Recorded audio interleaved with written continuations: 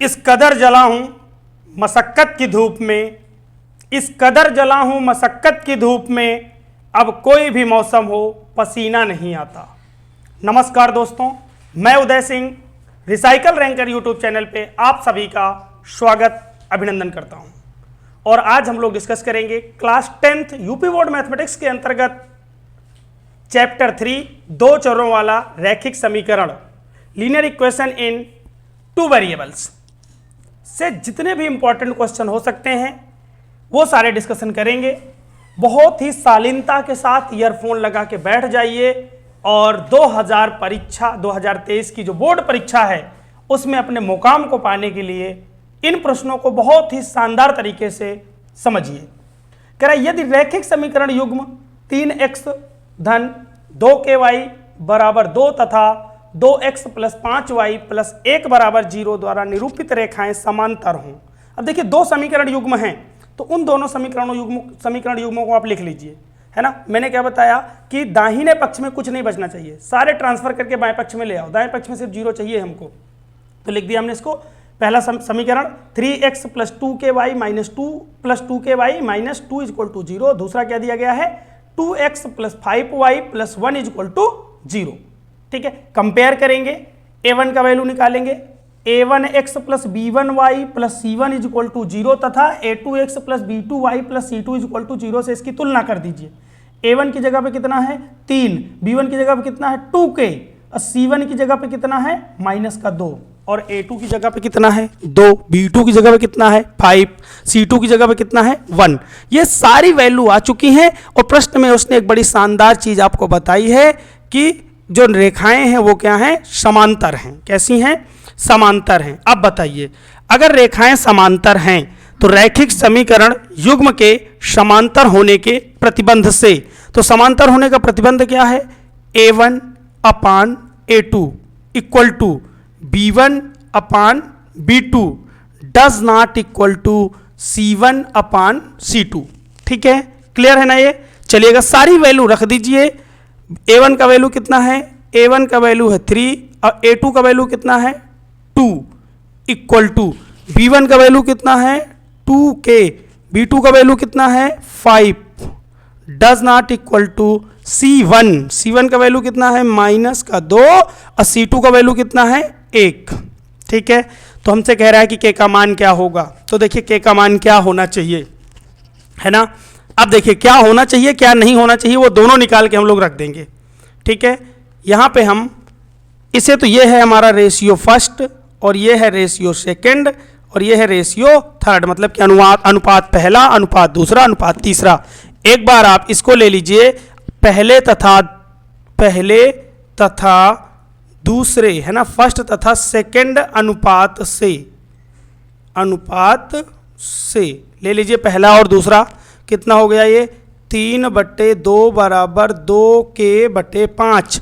ठीक है, cross multiplication करेंगे, 4k बराबर आ जाएगा 15, 4k बराबर कितना आ जाएगा 15 और k बराबर कितना आ जाएगा 15/4।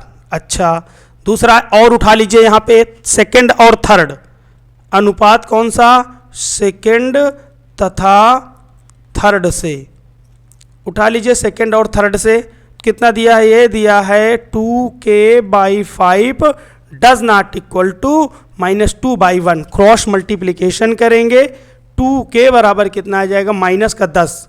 देखिए डज नॉट इक्वल टू है तो डज नॉट इक्वल टू एकदम इक्वल जैसे होता है ना, हमारा बराबर का जो चिन्ह होता है एकदम सेम बिहेव करेगा, माइनस का 10 हो जाएगा भाई। और k बराबर कितना आ जाएगा माइनस का 10 बटा 2, है ना, बटा 2 काट दीजिएगा। डज नॉट इक्वल टू है 2 पंचे 10, है ना, यानी कि जो k की वैल्यू होगी, k की जो वैल्यू होगी वो माइनस का 5 नहीं होना चाहिए, है ना। होना क्या चाहिए, k का मान होना चाहिए 15/4 और क्या नहीं होना चाहिए, k does not equal to -4। ध्यान रखेंगे इसे। आगे बढ़ते हैं, नेक्स्ट क्वेश्चन देखते हैं। एक बेहतरीन क्वेश्चन है ये, 4 नंबर का क्वेश्चन पूछा गया है। मैं आपको बार बार कहता हूं कि ऐसे प्रश्नों को अच्छे से टैकल करिए। ठीक है, अब देखिए कह क्या रहा है, वो कह रहा है नीरू 20 किलोमीटर धारा की अनुकूल दिशा में नाव चलाकर 2 घंटे में, है ना। ये 20 किलोमीटर उन्होंने फिर से रुक दिया है कि नीरू जो है 20 किलोमीटर धारा की अनुकूल दिशा में चलाकर 20 किलोमीटर की दूरी 2 घंटे में और धारा की विपरीत दिशा में नाव चलाकर 4 किलोमीटर की दूरी 2 घंटे में तय करती है, विपरीत दिशा में। अब देखिए यहां पे ना हमें नाव की चाल दी गई है ना धारा की चाल दी गई है, तो हमें दोनों मानना होगा, नाव की चाल भी माननी होगी और धारा की चाल भी माननी होगी, है ना। हमें दोनों चीजें यहां पे लेट करनी होंगी। चलिए तो मान लेते हैं यहां पे माना, माना पहले नाव की माना करो, है ना, नाव की चाल, हम नाव की चाल मान ले रहे हैं यहां पे x किलोमीटर प्रति घंटा। देखो सारी ये किलोमीटर में है, समय घंटे में दिया गया है, तो चाल मानेंगे किलोमीटर प्रति घंटे में, ठीक है। और धारा की चाल मान लीजिए, धारा की चाल, धारा की चाल आप मान लीजिए y किलोमीटर प्रति घंटे, ठीक है, धारा की चाल हो गई। अब सुनिए, अब चूंकि क्या है, आपको पता है कि अगर ये धारा की दिशा में जाएगा, है ना, धारा की दिशा में जाएगा, धारा की अनुकूल दिशा में होगा, तो क्या होगी, दोनों की चालें जुड़ जाती हैं, चाल बढ़ जाएगी ना। भाई ये बताओ, ये नदी बह रही है, ये नदी बह रही है और ये इसका पानी है, ठीक है, ये इस दिशा में बह रहा है पानी, तो अगर इसी दिशा में हमारी नाव जाएगी तो क्या होगी, चाल बढ़ जाएगी, यानी कि नाव के चाल में धारा की चाल जुड़ जाएगी, ठीक है। और अगर इसके अगेंस्ट जाएगी तो क्या होगा, नाव की चाल में धारा की चाल घट जाएगी। मतलब कि जो रियल स्पीड है वो पहले निकाल लिया जाए, है ना। रियल स्पीड मतलब कि नाव की अपनी स्पीड और पानी की दिशा में जा रही थी तो पानी भी उसको धक्का दे रहा था तो स्पीड बढ़ गई थी, लेकिन अगेंस्ट जा रही थी तो नाव की चाल को कम कर रही थी, कौन, धारा की चाल। तो अब इनकी जो रियल स्पीड होगी वो देख लिया जाए, है ना। किसके पहले निकालेंगे, धारा की अनुकूल दिशा में, धारा की अनुकूल, धारा की अनुकूल दिशा में नाव की चाल, नाव की वास्तविक चाल, है ना, वास्तविक चाल, नाव की वास्तविक, वास्तविक पूरा लिख लीजिएगा आप, वास्तविक चाल बराबर।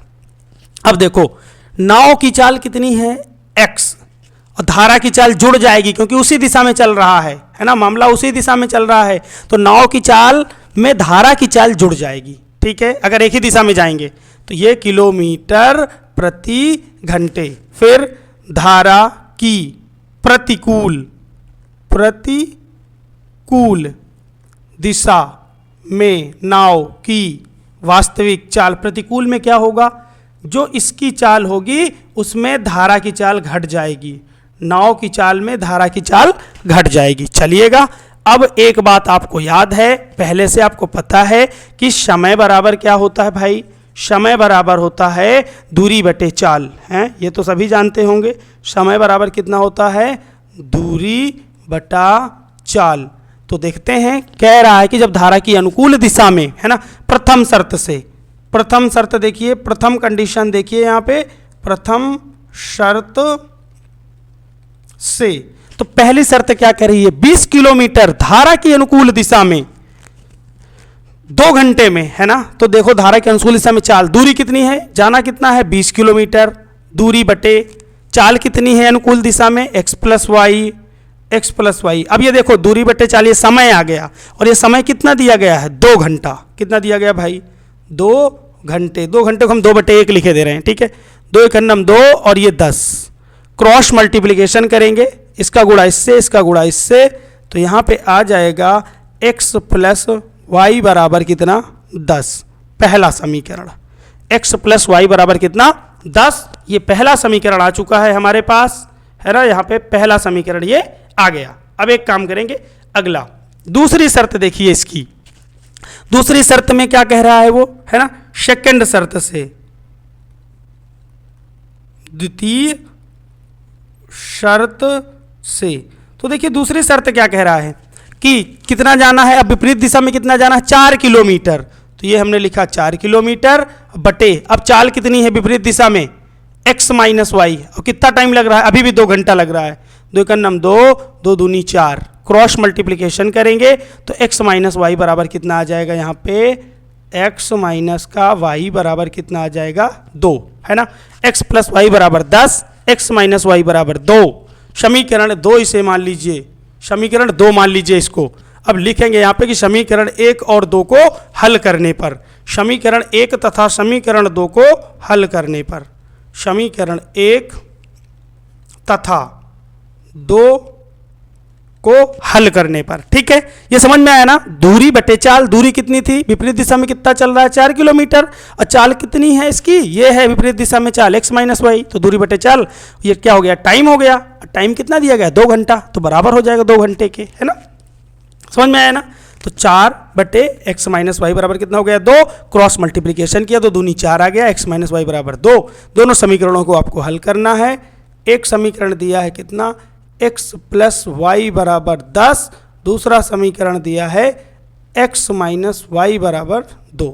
ठीक है, चलिए जोड़ दीजिए दोनों को भाई, ये दोनों समान चिन्ह है, विपरीत चिन्ह है तो जुड़ जाएंगे ये। 2x बराबर कितना हो जाएगा 12, x बराबर कितना हो जाएगा 12 बटे 2, 2 छक्का 12, 6 किलोमीटर प्रति घंटा। ठीक है, ये आ गया हमारा किसका, नाव का चाल। अच्छा, x का ये मान उठा के आप समीकरण 1 में रख दीजिए। समीकरण 1 में, समीकरण 1 से रख दीजिए साहब यहाँ पे, ये कितना आ जाएगा, एक कितना दिया गया, x प्लस वाई बराबर कितना है 10, x की जगह पे आप 6 रख दीजिए, 6 धन y बराबर कितना 10, y बराबर कितना आ जाएगा 10 माइनस 6, 10 में 6 गए, कितना आया 4, है ना। तो यहाँ पे नाव की चाल कितनी आ गई, 6 किलोमीटर प्रति घंटे, और धारा की चाल कितनी आ गई, y बराबर आ गया 4 किलोमीटर प्रति घंटे, है ना, 4 किलोमीटर प्रति घंटे। ठीक है, क्लियर हुआ ये, 4 किलोमीटर प्रति घंटे आ गया वो। चलो क्लियर हो गया। ठीक है, चलिएगा आगे बढ़ा जाए। अब नेक्स्ट क्वेश्चन देखते हैं। नेक्स्ट क्वेश्चन एक शानदार प्रश्न है, ये समझिएगा, बहुत ही बेहतरीन क्वेश्चन इसे कहूंगा मैं। कह रहा है कि ए का मान ज्ञात कीजिए जिसके लिए 3, a रेखा पर स्थित है। अब देखो 3, a अगर इस पर स्थित है, मतलब कि ये जो इसकी अगर रेखा खींची जाए तो इसी पे स्थित है ना भाई। हमको पता है कि इसकी एक जो रेखा होगी, एक सीधी रेखा होगी ऐसी टाइप की। ठीक है, इसका ग्राफ हम एक काम करेंगे। ठीक है, अच्छा खींच लो भाई, ये रेखा का ग्राफ मान लीजिए, इसी रेखा पे स्थित है ये पॉइंट। तो इस रेखा का समीकरण कितना है, 2x माइनस का 3y प्लस का 5 बराबर में कितना 0। अच्छा, इसी रेखा पे एक पॉइंट स्थित है, क्या लिखा है ये 3, a। अगर 3, a इस रेखा पे स्थित है तो इसका मतलब क्या है, ये इसे सेटिस्फाइड करेगा, है ना। यानी कि अगर हम x बराबर कितना 3 और y बराबर कितना a, y बराबर a, x बराबर 3 और y बराबर a रखने पर इसके LHS और RHS बराबर होंगे। बायां पक्ष और दायां पक्ष क्या होंगे, दोनों बराबर होंगे। ठीक है, रखने पर है ना, यह रेखा को संतुष्ट करेगा, क्योंकि इसी में स्थित है इसलिए संतुष्ट करेगा।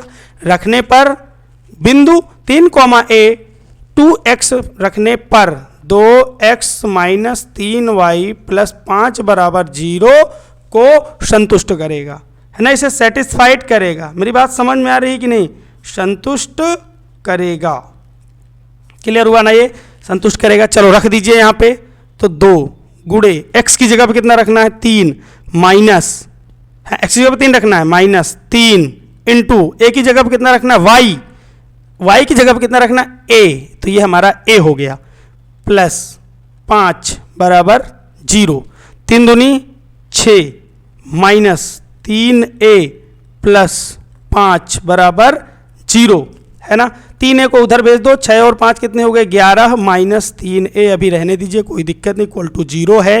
a का मान निकालना है हमको, तो 11 इज इक्वल टू कितना हो जाएगा, 3a को उधर ले जाओ, या हम इसे कह सकते हैं कि 3a बराबर 11, तो a बराबर कितना हो जाएगा 11 बटे 3, 3 गुणा में है, इधर आएगा तो 11 बटे 3 हो जाएगा। ठीक है, ये a की वैल्यू हो गई। चलिएगा आगे बढ़ेंगे।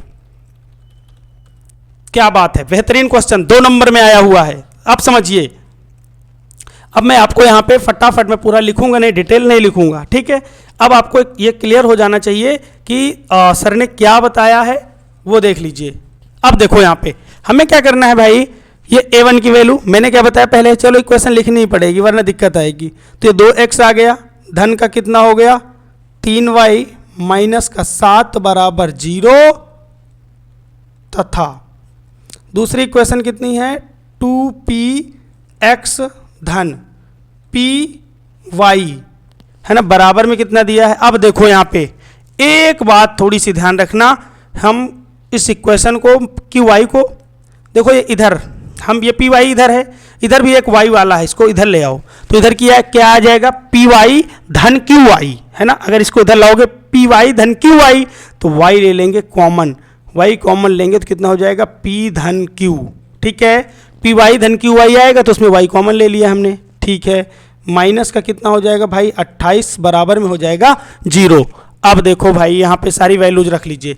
a1 का वैल्यू कितना है, a1 इज इक्वल टू है 2, b1 इज इक्वल टू कितना है 3, है ना। a1 मिल गया, b1 मिल गया, c1 इज इक्वल टू कितना है माइनस का 7 और a2 इज इक्वल टू कितना है 2p, b2 is equal to कितना है p plus q, c2 is equal to कितना है माइनस का 28, ठीक है।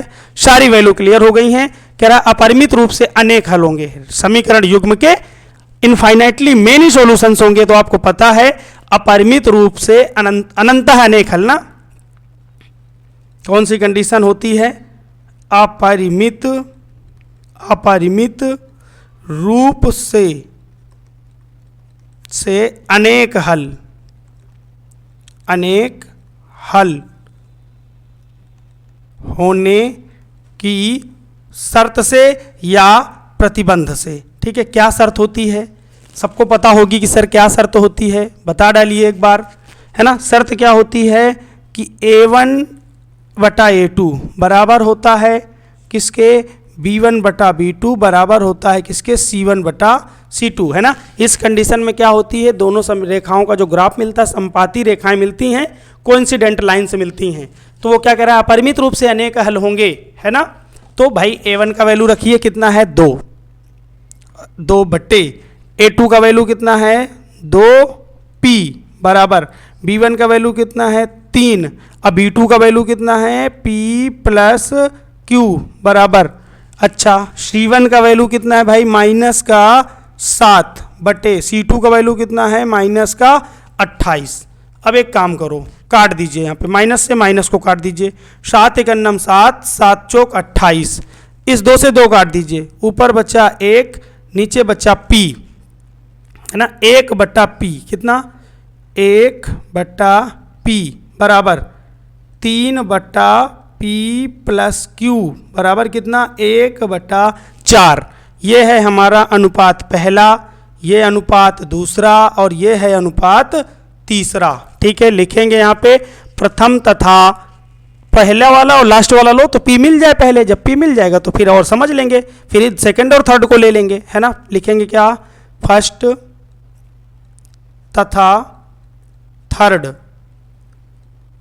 अनुपात से, ठीक है। फर्स्ट और थर्ड अनुपात लीजिए पहले, 1/p इज इक्वल टू कितना दिया है 1/4, क्रॉस मल्टीप्लिकेशन करेंगे तो कितना आ जाएगा, p बराबर आ जाएगा 4, p बराबर कितना आ जाएगा 4, p का वैल्यू कितना आ जाएगा 4, ठीक है। p की वैल्यू 4 आ गई है। अब हमें क्या चाहिए, हमें क्या चाहिए भाई, हमें चाहिए यहाँ पे अगला मान q का, तो q देखो है कहाँ पे, q इसके साथ है, तो देखो आप सेकेंड और थर्ड अनुपात ले लीजिए, सेकेंड तथा थर्ड अनुपात, है ना, थर्ड से। चलिए सेकेंड और थर्ड को ले लीजिए, सेकेंड और थर्ड लेंगे तो देखो कितना दिया है, ये दिया है 3 बट्टे p प्लस q बराबर कितना 1/4, क्रॉस मल्टीप्लिकेशन कर दीजिए तो p धन q का गुणा 1 के साथ होगा और इनका गुणा इसके साथ होगा, तो बराबर में कितना आ जाएगा 12, p का वैल्यू कितना है 4, 4 धन q बराबर कितना 12, q बराबर कितना हो जाएगा 12 माइनस 4, तो q बराबर कितना आ जाएगा, 12 में 4 जाएंगे कितना आएगा 8, p का वैल्यू 4 आया, q का वैल्यू 8 आया, ठीक है।